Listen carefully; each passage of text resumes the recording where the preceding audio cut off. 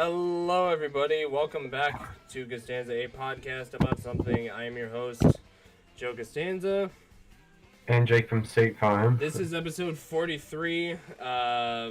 This is going to be a bit of a one-topic episode because we only have one topic to discuss, and as you saw from the title and the thumbnail, we're discussing Daredevil Born Again today. So I'm here with not everybody. It's just going to be me and Jake Gooden today, with Jake going to be in the middle, in like the first 15 minutes of it. But thank you both for being here. And hello, Vinny Picks. So, I guess we're and also fair warning for those who are watching: if you have not seen Daredevil Born Again, and if you are interested in watching the show, click off right now and come back to this as a VOD. And after you've seen the show, it will not hurt my feelings. It is completely okay. But if you have seen the show, or if you haven't and just don't care, go right ahead and watch this. So. However, it will hurt my feelings, so. It'll definitely hurt his feelings, but yeah. So we're going to be discussing... well, actually, Jake, what are your thoughts on episode 9 of the show? I actually really liked that finale. It was it kind of leaves off on a bit of a cliffhanger, but that's because there's going to be a season 2, so I understand that. But yeah, I really liked it overall. Yeah, did you like the Punisher cameo?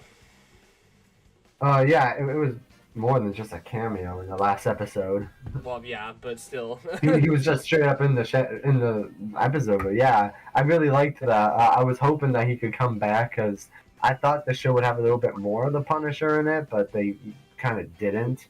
I like it that they brought him back to being more brutal and stuff like that. He kind of felt like the Punisher a little bit more. Yeah. It did seem like he was out of the game for a little bit, because he was had all that scruff in the last episode, but I'm happy to see that he's back at it, and I saw that after credit scene with him. I kind of think that Punisher planned to be caught, because it kind of felt a little bit too easy the way that he got captured. So I think he kind of planned on getting captured so he can get close to Fisk and kill him. Or Vanessa, that'd be kind of messed up too. Yeah, I feel like something's happening. I can imagine in that Punisher short that they're going to make, if he ends up killing Vanessa in front of Fisk and spares his life to make him suffer, that'd be something that Punisher would do. That would be nuts. Yeah, that would be definitely nuts. And that actually fits that would fit any particular narrative and character. Yeah, for Punisher, definitely, for sure. The thing is, if they do that, how would Matt feel about this? He won't like it. That's for certain. Yeah, because I remember in the fight, he constantly kept on telling Frank to stop killing people, kind of like how it was in season 2. So just that whole thing again. I really like that dynamic where Daredevil has to work together with Punisher, but he's also trying to stop him from killing everyone in the room. That's such a dope fight. And then Punisher just ends up shooting a random one of those guys anyways. Exactly. Right. He's just taunting him. Like, what, are you gonna save his ass too? Yeah, always definitely gonna be like that. Yeah, but I would say that Jake is definitely spot on with all of this. The whole analysis for Punisher's character, of him just not really giving a rat's about anything, and what he does at the same time, but he's just the way he executes.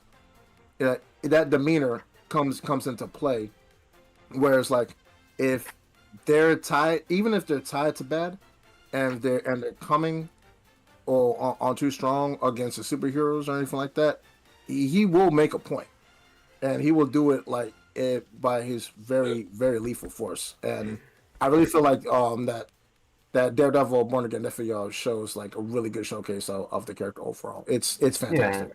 Yeah. And the thing is that the reason why I think he killed Vanessa is because she's not innocent at all. She did a lot of evil stuff and murdered a lot of people as well. So I think that would kind of be a moment where he would do that to Fisk, because they can't really kill off Wilson Fisk because he's gonna have to be the main villain for season 2. But I kind of wish that they didn't have a Punisher short, and so they had like another show, like a Punisher Born Again kind of thing. But Oh, for sure. Or like a I'm Punisher kinda Warzone. Warzone. That would be pretty cool. I'm kind of sad that they're only really just doing one short with him because there's so much that you could do with that character, especially if you have him in other people's projects. Like, how cool would it be if he showed up in like Spider-Man 4 trying to kill Spider-Man because of like the Mysterio stuff or something? Oh, I don't yeah. know. That would like call back to his first appearance. Like, there's so much stuff you can do with the character, and I feel like they're kind of just wasting it a little bit. Yeah, I agree. It just doesn't. Yeah. It feels like they are, but aren't wasting the Punisher. I mean, I'm happy he's back, and like you said, it was great that Bernthal is in here, and I think he kind of stole the show in this episode, but I just feel like there should be a lot more with him, because if Daredevil could come back, I think so could Punisher in a way. Oh, yeah, for sure. I really feel like you should like keep both characters, really all three characters, forever, as far as MCU is concerned. Yeah, for sure. And I did hear that there's gonna be more than 2 seasons for the show. Like, there's talks about season 3 and stuff, and like maybe both of them will do this till they're 90. Which I'd be down for that. Like every year in March, just come out with a new season. I'd love that. Totally How would Punisher kill people if he's 90? Just whack him with a cane a bunch of times? Yeah. I'm sure he'll be creative. He pulls He's out like, part die, asshole! God damn it, get off my property! He just pulls out part of his cane and it's just a fucking shotgun. He's like the dad from Nobody. That guy. I remember him, yeah, he was funny. Also, I totally forgot about this. What did you think about that Fisk scene? But he broke that, like, Where he snapped that guy's skull? basically, tore that guy's face off. I didn't know that he could do that. I was under the impression that he wasn't superhuman. Because I don't think a regular human could do stuff like that. I know that he was, like, freakishly strong. I think he's supposed to be, like, peak human physicality, kind of, despite being so huge. Because in the comics, all that is, like, supposed to be, like, muscle, not fat. But he's kind of supposed to be, like, a freak of nature of sorts, but he's not really supposed to be, like, superhuman. Just, like, as close as you can get as a regular person to being that. But I don't really think a regular human, even at peak physical strength, would be able to do that with their bare hands. I don't. Yeah, also I think it's partially due to like his super strength or something, because remember in Into the Spider-Verse, he basically knocked out Spider-Man in one punch. Well, So- yeah, I mean, he is able to injure Spider-Man and other people like that with his punches, but still, technically, he is supposed to not be superhuman. Like, by our standards, he's superhuman, but by comic book standards, he's not. That's kind of how it's supposed to be. But, I don't know, there are different interpretations for him. His strength varies. Kind of like Wolverine. Sometimes Wolverine has the strength of a regular guy, other times you can lift up a car or something. It's just random. Yeah, I can agree on that, but I thought that scene was, like, because when I first saw it, like, when I saw the show for the first time, I did hear that there's going to be a scene that's, like, brutal even for Disney standards, and, like, you didn't think Disney would do that. And I thought, no, there's no way it's gonna top the Kingpin car scene where he just slams a guy's head in like in the door and all that stuff. He's like, I don't need a car door. I am the car door. My hands are the car door. but then when I heard that, I thought it was gonna be like something involving the Punisher, because you know how he brutally kills people. Like, I'm like, okay, I'm expecting that from Frank. But I didn't know it was gonna be from Kingpin. So when he squashed that guy's head like Omni-Man style, I was like, holy shit! Yo, that straight up reminded me of Invincible, dog. Like, It did. That, Invincible of a little bit of Mortal Kombat. I mean, jeez. I can see this dude in the MK roster. I'm telling you, all the stuff that he's doing. Oh yeah, absolutely. That'll be his fatality move. Yo, for real. Also, the fun fact about that scene, that's not CGI, that is practical. It looked practical. I actually made a comment being like, I don't know why I said this. I'm like, oh, that's fake after I saw that. And you're all like, of course it's fake. But yeah, but I thought but it was I CGI was at noting first. I was noting about how it was practical. I think it looked like a dummy for a second when he did it. That's why I said that. I kind of could tell that it was practical effects. I'm like, oh, they did that. Because I thought it was gonna be CGI, but Yeah, it but wasn't. honestly, kudos But to them because I appreciate practical effects because sometimes if you pull it off right, it can look more realistic than CGI. Because throughout the show, I noticed there were moments in the fights where there was CGI and it looked really weird and it just didn't seem right. But I appreciate when they do practical effects. yeah, I agree because I feel like it would have much of a less like of an impact if it was CGI. Because like I actually was like, oh my god, when I first saw that. But if it was CGI, I'm like, it's kind of cheap. Oh, God. Especially with how bad the CGI is in this show. You know, I adore the show, Joe, but the CGI is rough. that scene reminded me of a scene from Game of Thrones where another skull gets crushed. Remember that scene, Joe? Oh, that are was you messed up. referring to Oberyn? Yeah. That's not as bad. At least That's that was nowhere off near screen as bad. slightly. No, that was on screen. That was all of that was on screen. Yeah. Oh yeah, that's right. They cut away for just a second. That's Yeah. to show people's reactions. But yeah, but that one was worse. But this one was still pretty messed up as well. But it kind of reminded me of that, and I'm like, oh my god. Yeah. I would say that scene is more brutal than anything Deadpool and Wolverine could come up with. I mean, you could argue the Human Torch death is up there, but that was played for laughs. This was played for like, holy shit, Kingpin is no joke now. Right. Sure.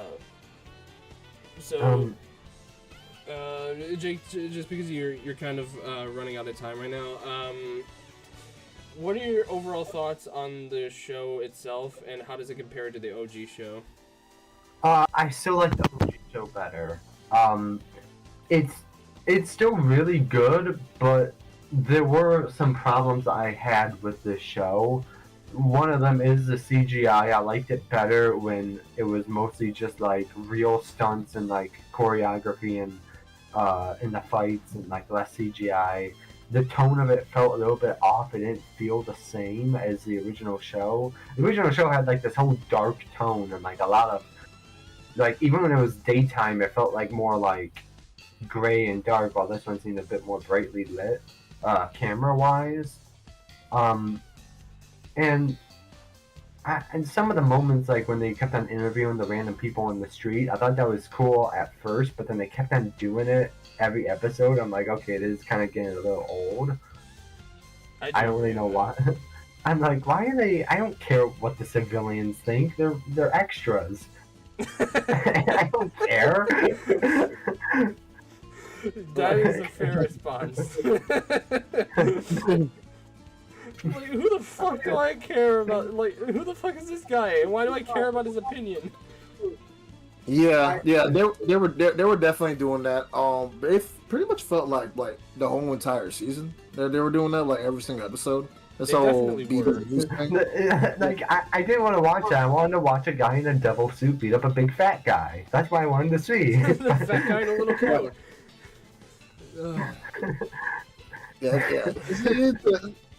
I guess they were trying to like have like the New York, We Are New York type of movement theme that they're going on with all that.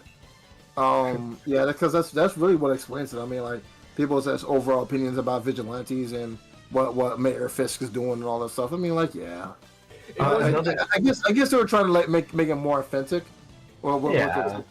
It wasn't one-sided either. Like, it wasn't like all pro-Fisk or anti-Fisk. It was kind of like divided. Because remember in season 3, Fisk was doing some fucked up shit, and obviously that got But he did go up into the public saying, "I'm actually innocent. Daredevil did all that stuff." I do remember that in season 3.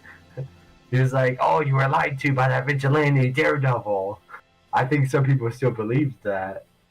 Yeah, that's why they voted him in, because like it's kind of like the political chain now. Like, obviously, like, not getting into it, but it could be divided. Like some people would, a lot of people would definitely be upset, but others would be like, yeah, I'm okay with this and all that shit. So it just kind of like I feel like Fisk is obviously the bad guy, and he's like brainwashing all these people to vote for him and all that. But others and those who try to oppose him, he kills them.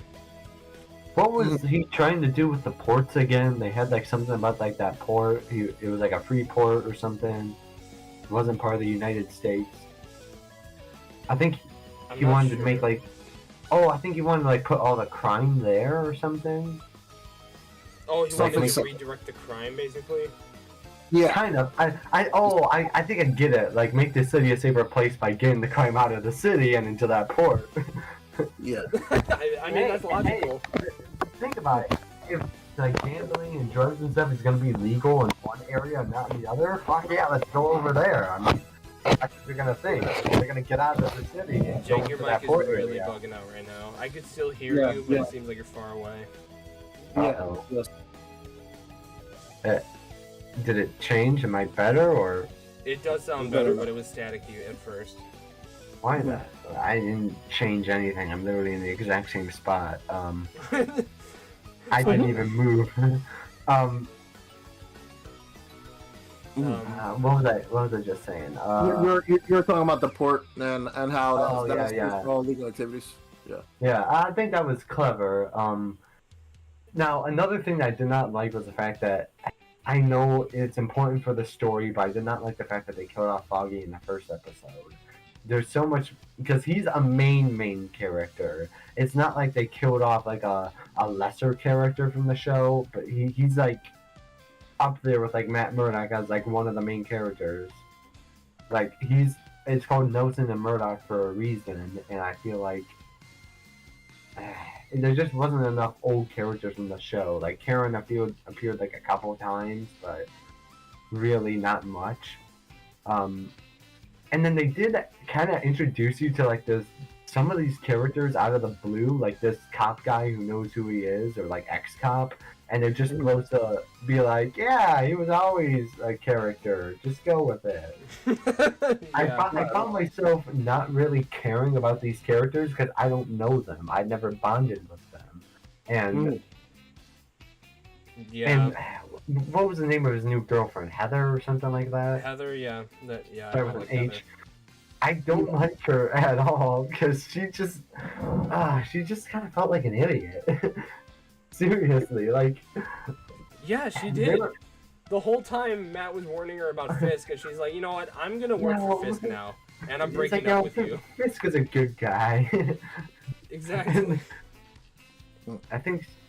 I don't remember if she was ignoring red flags with Muse. No, she didn't know about that. But there were just moments that just didn't really make a whole lot of sense to me. Like how she was like mentioning about like, I want to know why vigilantes wear masks. I want to interview the Punisher. I'm like, wait, he doesn't wear a mask. What are you talking about? Well, he's still technically a vigilante according to like Kingpin and all that.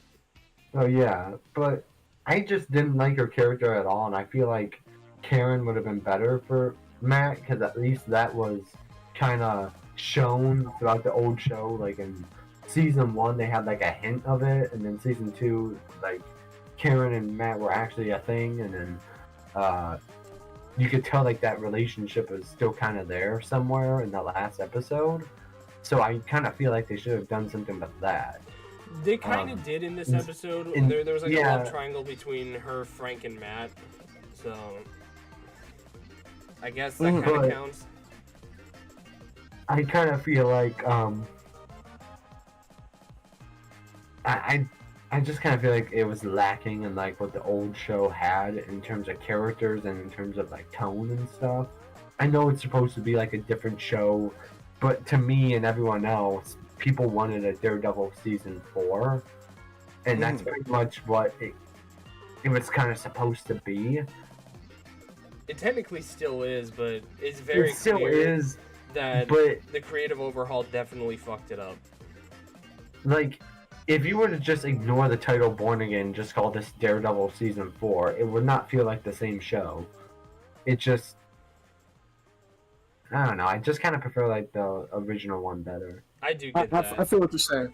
I definitely feel what you're saying. So I believe they were trying to like be a lot more grounded on like the legal aspect of things with like Matt Murdock, and him like showing like his importance outside the mask. So that's probably like a more of a redirection with that. They were trying to like make it the best of both worlds for both Matt Murdock, what he does, why he's important, and how he can still kick ass, and Daredevil, and the real and the new importance of or Daredevil, or at least the current importance of Daredevil, like why he has to go come in to handle the much bigger task, like behind the mask. So, I really feel like they were trying to be a lot more grounded with this and more realistic with them like having like a approach with like both angles. So per se. Yeah. I do have to go, guys. I'm sorry. It's kind of been like. Yeah, no, I Okay. appreciate you being on here, Jake. I hope you had fun, and thank you for your time. You're welcome. Bye, guys. See ya. All right. See you, man. Yeah. So,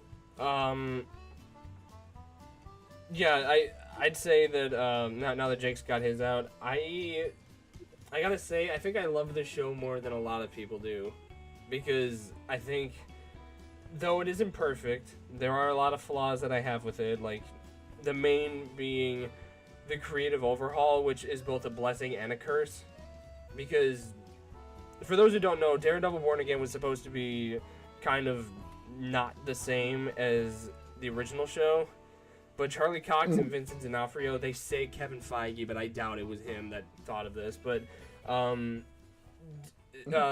Charlie Cox and Vincent D'Onofrio did not like the original outcome of the show, and it's very clear where the reshoots are. Like, you could definitely tell what was in the original show and what wasn't, and I think like that kind of took away from that, and that's what I hope.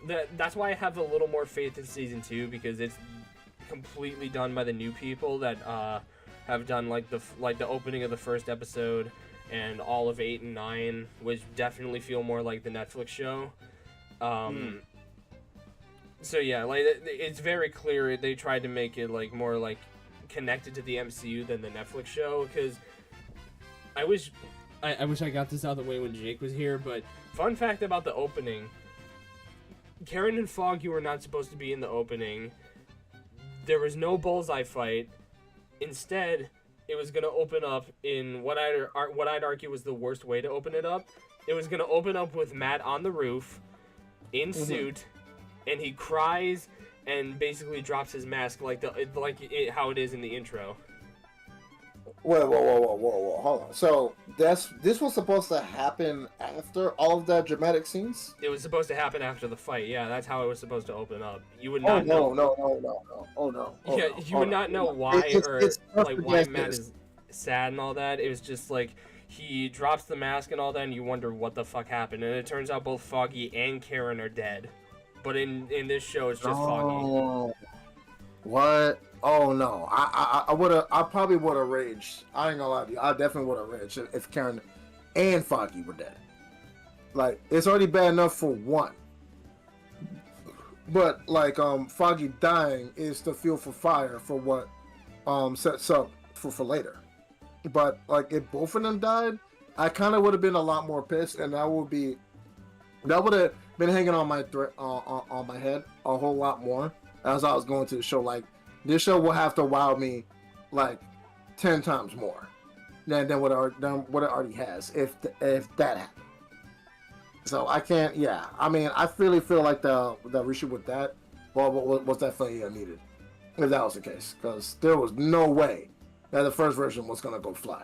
It was Probably not. like being like, okay, look, you guys better do something about this.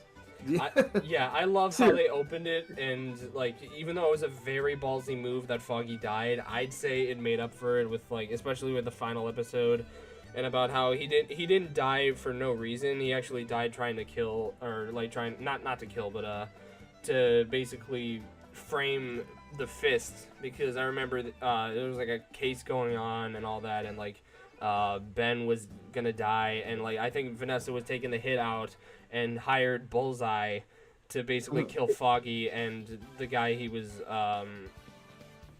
lawyering for. So I like how it basically came full circle, and I like how Foggy's death actually had a purpose rather than just him being like an asset or just something to kind of piss off Matt. He actually killed Foggy for a reason, so I like that.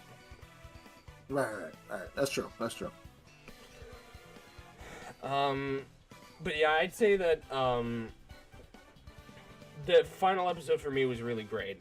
I don't think it's as good as 6 because I still think episode 6 is the best episode because I like how especially they ended it and just like the story overall was very good.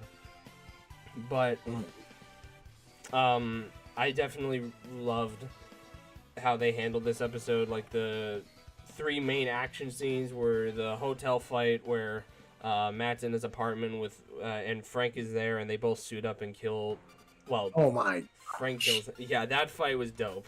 Oh my god! Yeah, that was so brutal, but that was so epic at the same time. It was really good. For real. 10 out of 10 for that. I really feel like I would even say this. Like I would even feel like that scene right there is exactly the best thing that we're waiting for. If even if you can just stomach all of the partial bad stuff about the show, like with that, everything just comes full circle with that scene right there, and the fact that like it's 2 polar opposites coming together in order to get down and beat up all of those bad guys, all of those task force police, so which were corrupt in a sense, and like it was just so satisfying to see that happening because like it was built for it, you know what I'm saying? Like you were built for this. You're already energized, booted up for all of this, and like just for those two just like nail it like that, man, beautiful. I agree. Absolutely. I definitely agree. And just seeing like I geeked out when Punisher showed up, and like when I saw him like shoot the first guy, I'm like, oh shit's about to go down, and then it like just, I think he like ripped someone's like I forget what did he rip off someone's head or is it like an arm or something? I remember he ripped something off and there was like blood gushing everywhere. I think it was the the head? No, I think it was might have been the head. Right? Yeah, something got ripped off. Head. Yeah. Yeah, it was brutal. Yeah, that guy who was pinned down. Yeah, and Karen did show up again after the fight ended, and I'm happy we saw her again because I thought it was just gonna be that opening, but I'm happy she showed up and actually put Matt back in his place. And this is why I prefer Karen over Heather. Heather basically kind of blamed Matt and stuff, and she wasn't exactly there for him and all that. Karen basically brought him back. Brought Daredevil back and all that stuff and Matt back to his place because she gave like the motivational speech and all that, and I forget what she said. It was something about like Foggy and stuff, but she was like the girlfriend that Matt needed. And what? Yeah, for real, man. Because what is Heather doing, man? Like she's just not listening at all, and she's not listening. I really feel like she's just like a filler character that just happens to be part of Matt Murdock's life. Like, other than that, like, why is she here? I feel like it was just kind of the writer's way of saying, like, we need a love interest to go against Matt and work for Fisk because it's official right now that Heather and Matt broke up. Like, I don't know if that was like obvious or something, but they did break up, and okay. Well, I think this is good. Because Matt don't need that baggage in his life. Exactly. And I did hear that Karen is coming back for season 2, so I don't know how they're going to do that. Good. But let's go. It seems like they are picking up right where they left off in season 1 because it does end off on a cliffhanger, like Jake said. A very good one, I might add, because there's like Fisk technically won in the end because he captured all the vigilantes, including Frank, which like Jake said, I think that Punisher basically got himself captured on purpose. He had a dope, because actually, before I get to that part, I'd like to say that I'm happy that we got more of the Punisher than I thought, because I thought after that hotel scene and after that fight and like Karen showed up, I thought that was it. I didn't think we'd see him anymore, and then he showed up again and killed more bad guys and stuff, and like got his like it just like fucking like sliced some guy's neck and all that. I'm like, oh shit, he's coming back.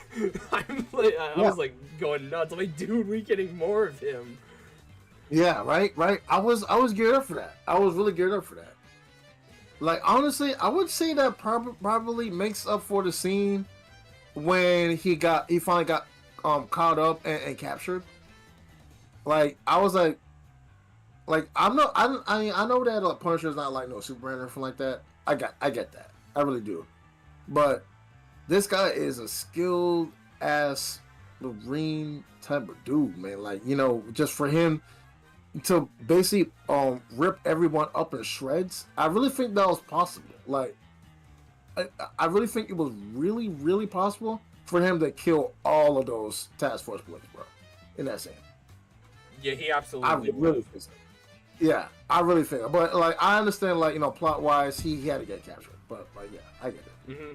And I like Jake's theory a lot, where he's trying to like get his hands on Kingpin or something. I do like that, and I'm hoping they go towards that. But we'll see. Yeah. So I really feel like that. Like Jake has something going on. I fully would stand with his idea that he was willing to get captured. I mean, the scene didn't really necessarily look like that. It really looked like him being outnumbered and like just outweighed, sure, but maybe he did do this for a purpose, because maybe there were probably some hints from before where he wanted to, like, you know, get up close and personal with this. He said it seldomly. He didn't really say it like as if it was like his main mission. I think he was talking to Daredevil.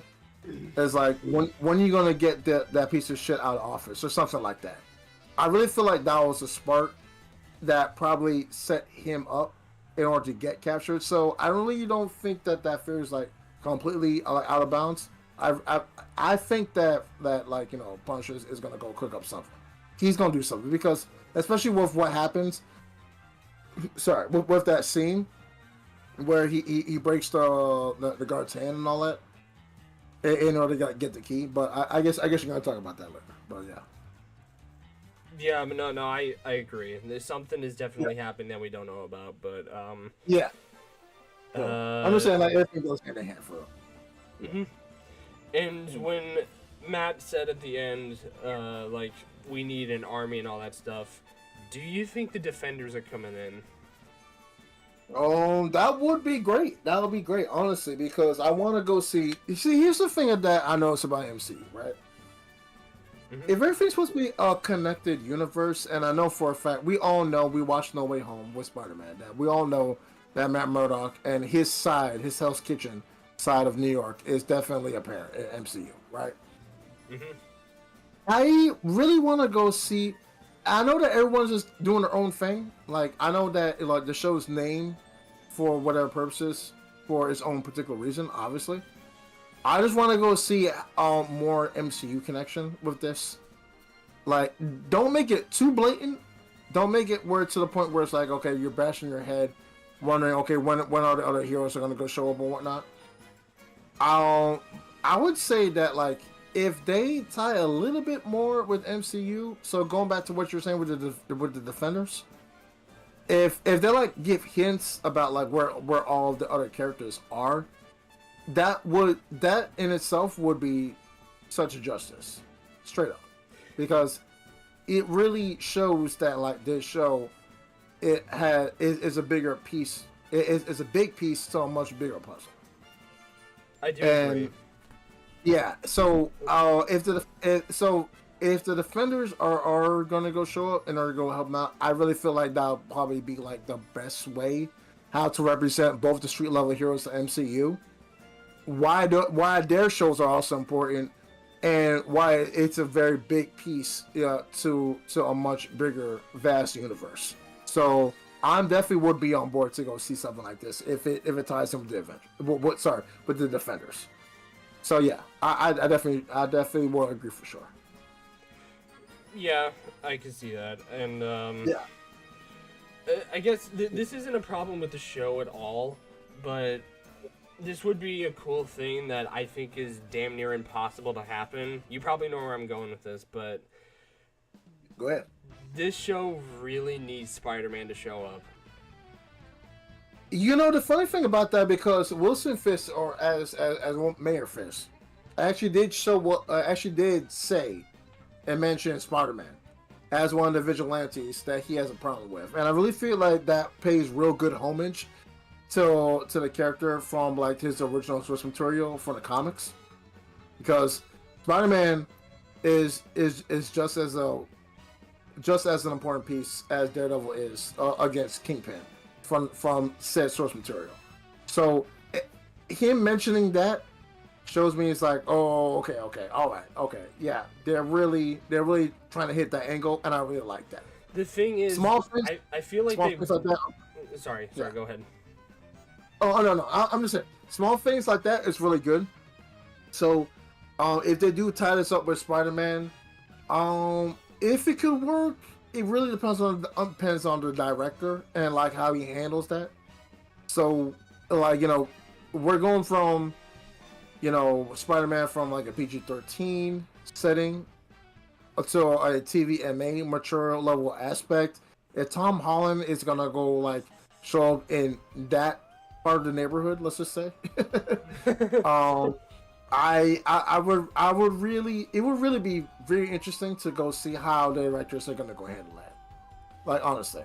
So, because like him, like he's going into like a bloody side of the MCU. So for him to be tied into that, they really have to do that really, really well. The thing is, so if he stays in character and still like like does his thing. Yeah, go ahead. Yeah. Right. Yeah, the thing is, I feel like Marvel wants to do that, but they can't because Sony has the rights still. Oh.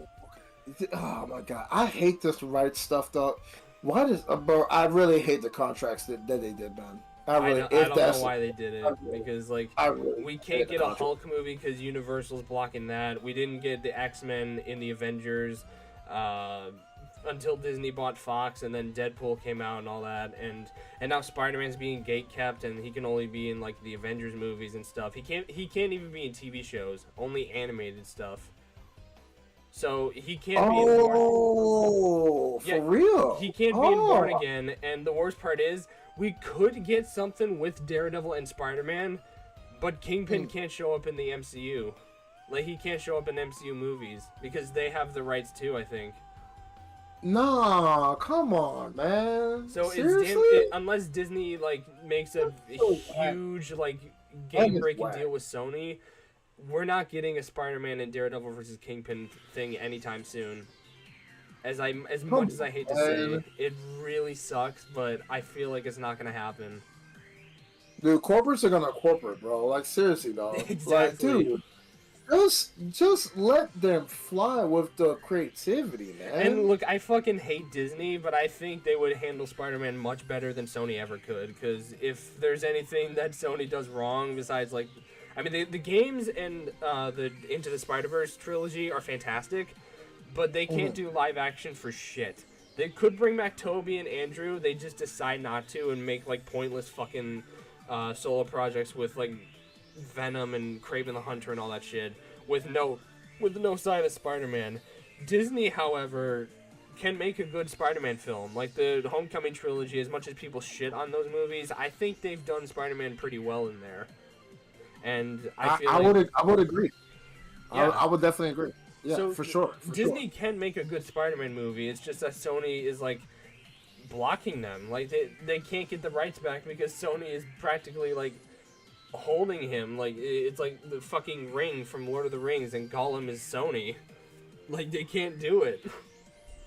Jeez, man. Seriously, I thought that all this was gonna be straightened out. I mean, like, dude, like, when did we go from what? How did we go from an era where Crash Bandicoot is not the mascot for Sony Computer Entertainment or Sony Entertainment in general?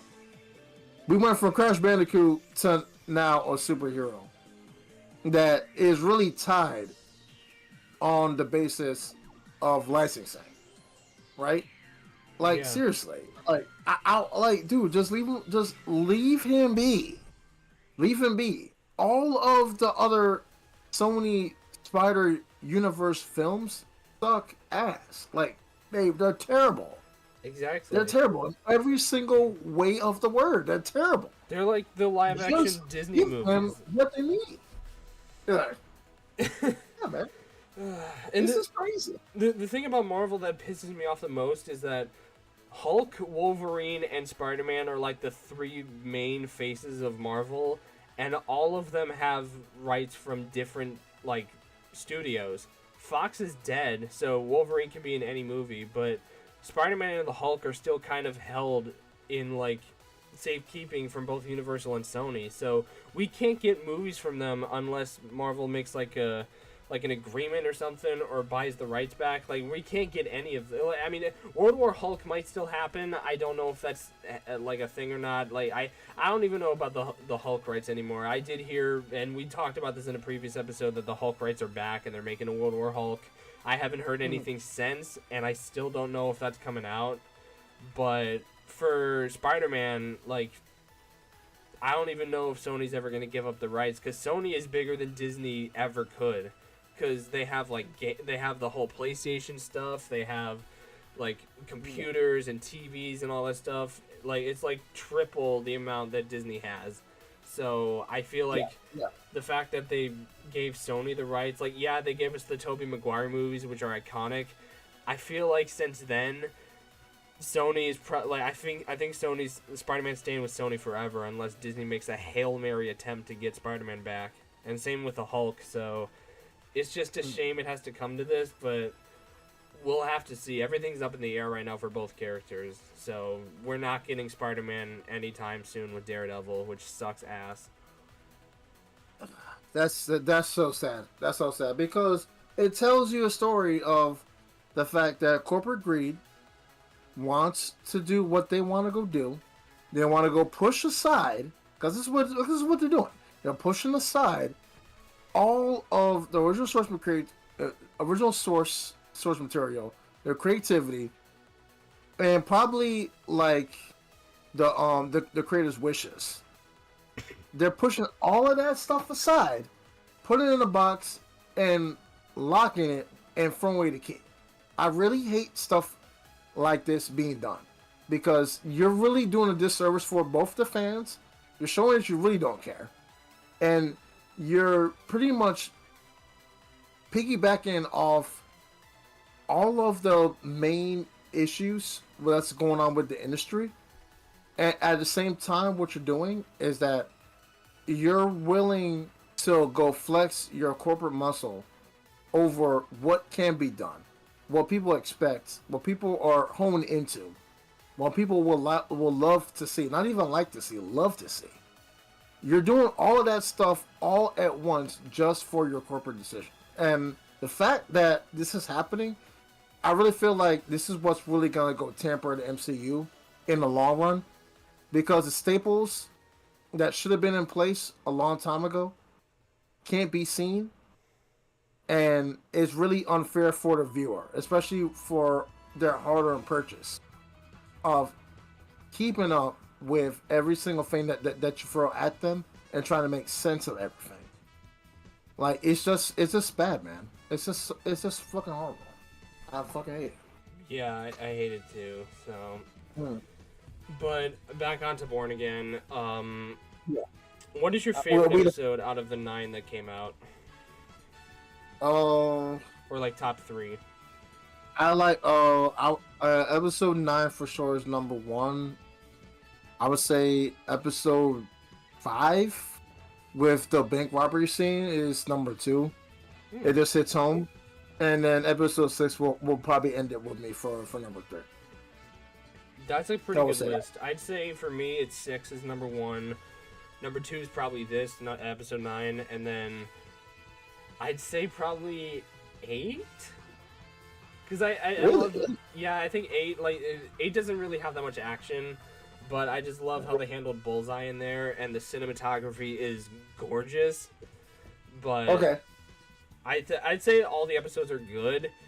I didn't like 7 that much, and well, I thought 7 was okay, and 5, though I liked it, it was definitely not needed, but I still thought it was good. But Yeah, five felt like a filler. I get that, but like, it was Matt Murdock in his finest, and I like seeing like both characters being represented.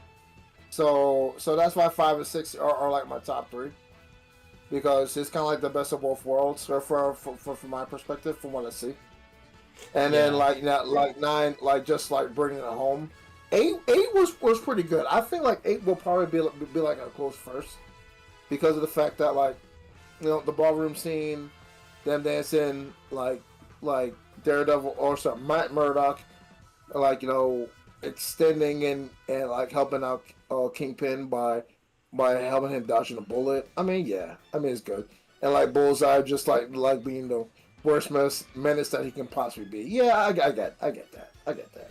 I would say that if I had to make a top 5, I think episode 3 and 4 would be up there. 4 because of the Punisher scene, and 3 because I just loved that whole Hector Ayala scene where it's entirely in a courtroom, but I love how Matt was showing that he in fact is a really good lawyer, and he was trying everything he possibly could to make Hector not guilty and all that, and all of that. Like, after all that trial and error and, like, barely succeeding at the end, Hector gets shot in the head by a Punisher goon. It's really heartbreaking to see, and I loved how that episode ended. That really tore me. But I'd say, I'd say my top 3, like I said, episode 6, episode 9, and then episode 8, with 3 not being far behind. And I definitely recommend this show to the fans of the original show, because though it's not perfect, I'd say it's a worthy conclusion. I wouldn't say it's up there with like X-Men 97. Actually, it is, but I don't think it's as good. But I would definitely recommend it to people who are fans of the original show, because I'd say it's on par with season 2. I don't think it's better than 1 or 3, but I think since season 2 has like a lot of moments that I didn't really care for, like the Elektra stuff I don't think was as good as the Punisher stuff, and like the whole like Nobu and Ninja shit, like I'm like, okay, can we get on to the good stuff?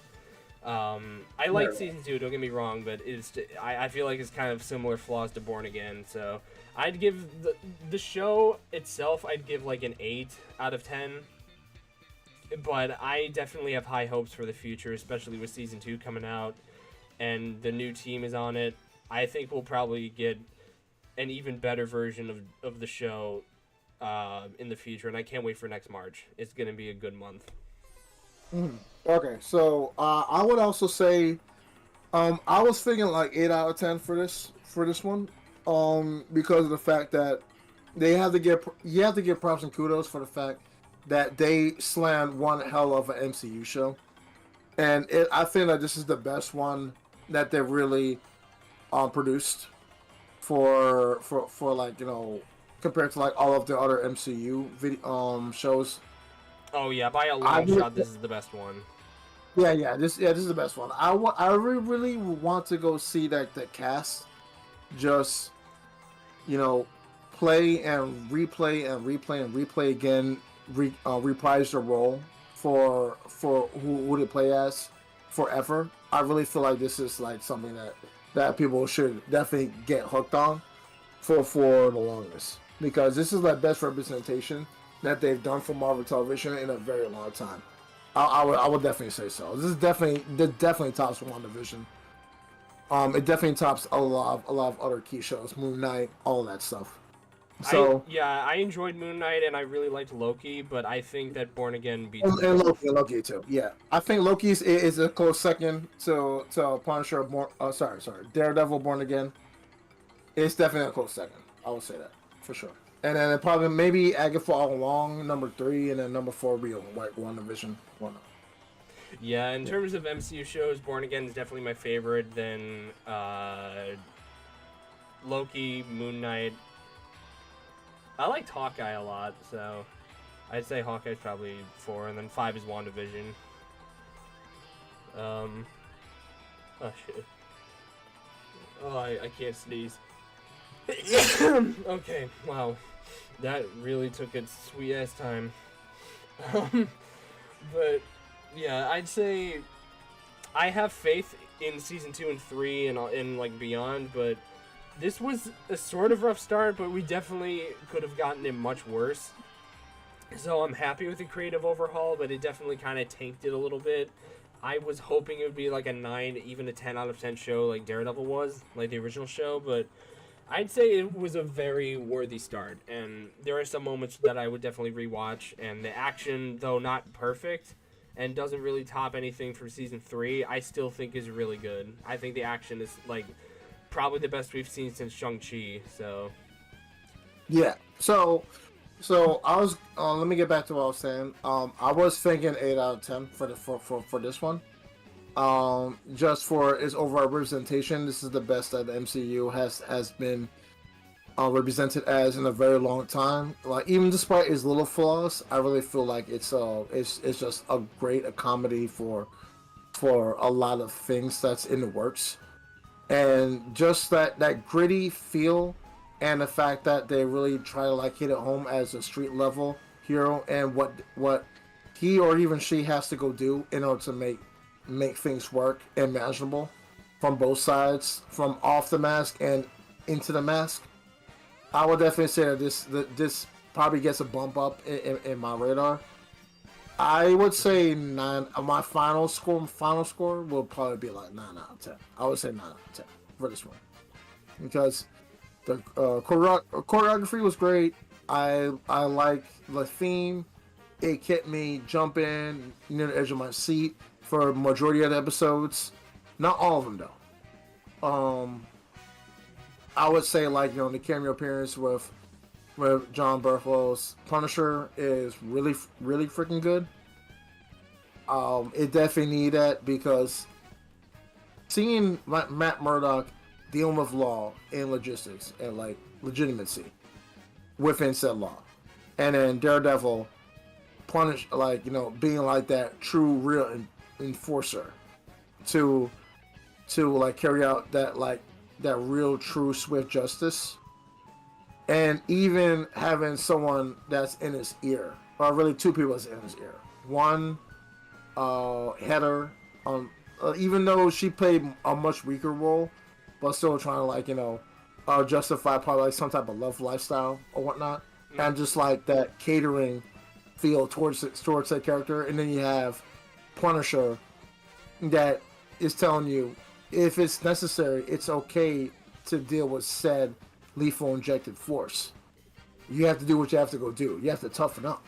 You have to see what's really is happening within your eyes. Who cares if it's blinded or not? You still have to go sense it. You still have to go see, like, this is very important.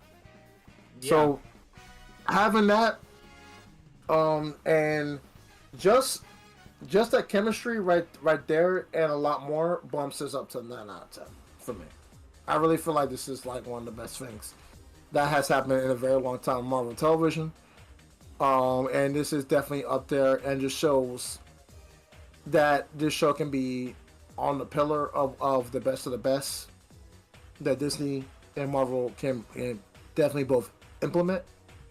And I really feel like I want to see a lot more of this in the near upcoming future. This definitely should be like the bar standard for Marvel television going forward.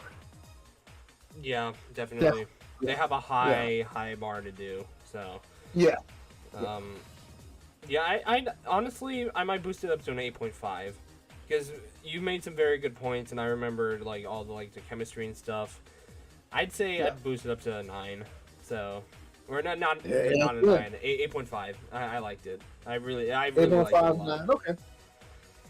That's in the ballpark. It's in the ballpark. It had a few flaws. Nothing's really gonna be perfect.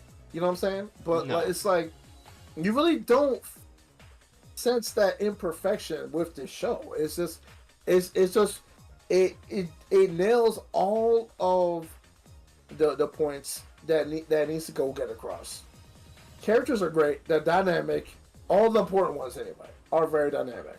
They all have a role to go play. Vanessa, Wilson Fisk, Mayor Fisk, Kingpin, Matt Murdock, Daredevil, and the Punisher, like Frank Castle. Like they all play a good role. Karen, they all play a great, fantastic role into making this piece something that is of a masterwork or a potential masterwork for something that the MCU should really see and home in as to what makes Marvel Television so damn good. Is really good. Like I don't see a lot of other Marvel Television shows other than the ones that I mentioned before, like really catching up with it in pace. But it's not a sprint. It's a marathon, and it's something that everyone should be inspired by in order to go do in that wheelhouse of creativity. It's just what it is, man. Yeah, for sure. I definitely agree with you on that. Yeah. What else was I gonna say?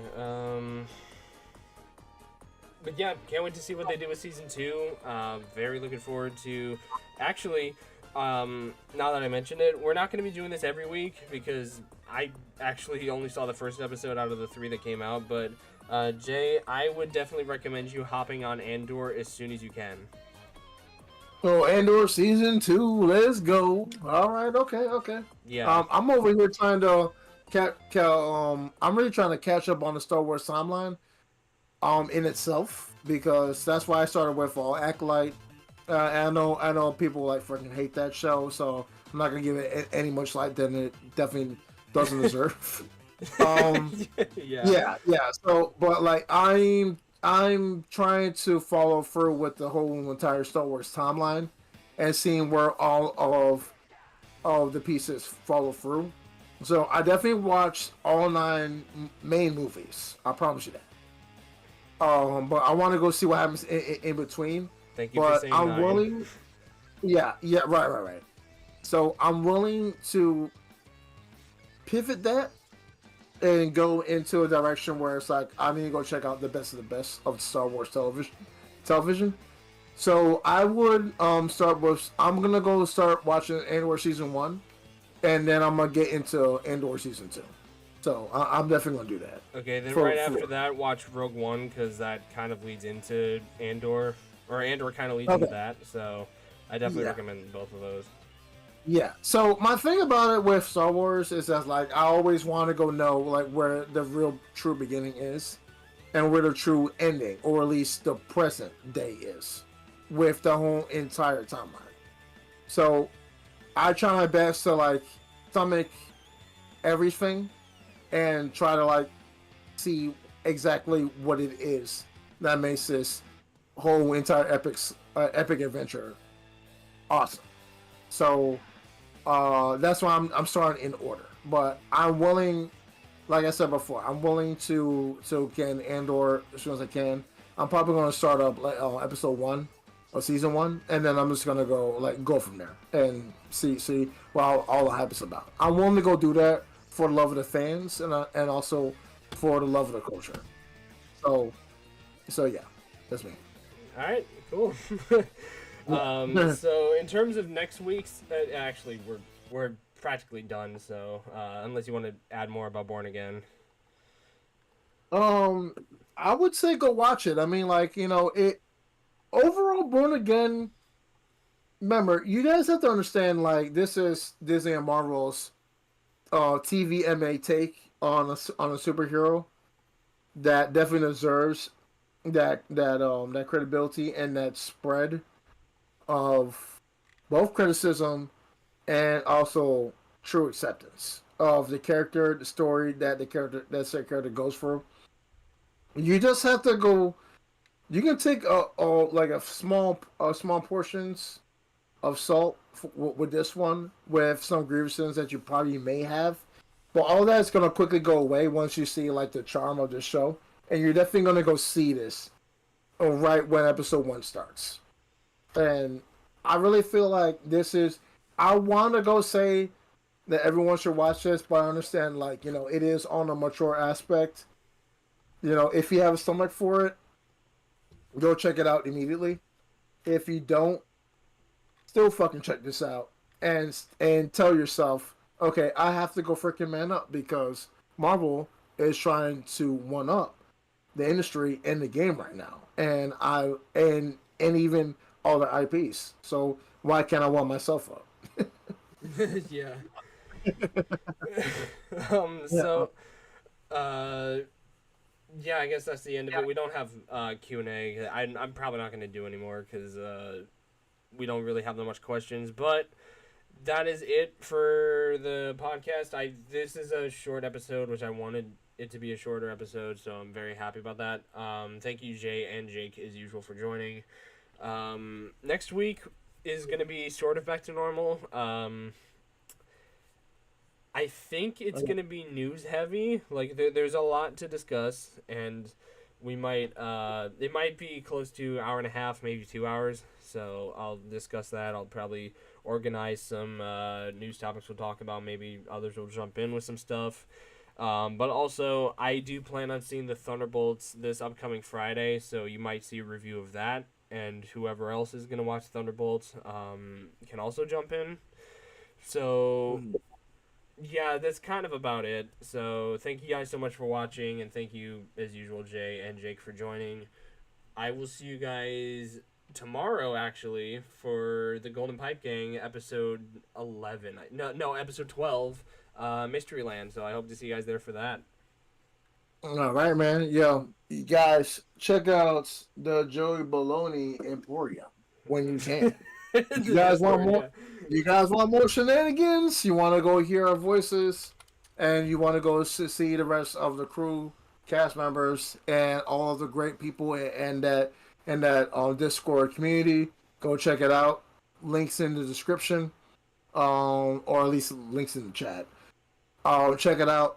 We'll be here, and we're here to entertain and just have a good old time, grand old time. So make sure you guys check it out. Honestly. Yeah, appreciate it. So yeah, thank you guys so much for watching. I will see you guys in the future. Tomorrow will be the Golden Pipe Gang, and Sunday might be my day. Actually, no, I have something special cooking for Sunday. I'll let y'all know probably tomorrow about that. But yeah, I'll see you guys this weekend. Have a good one, guys. All right, peace out, y'all. We'll see you next episode.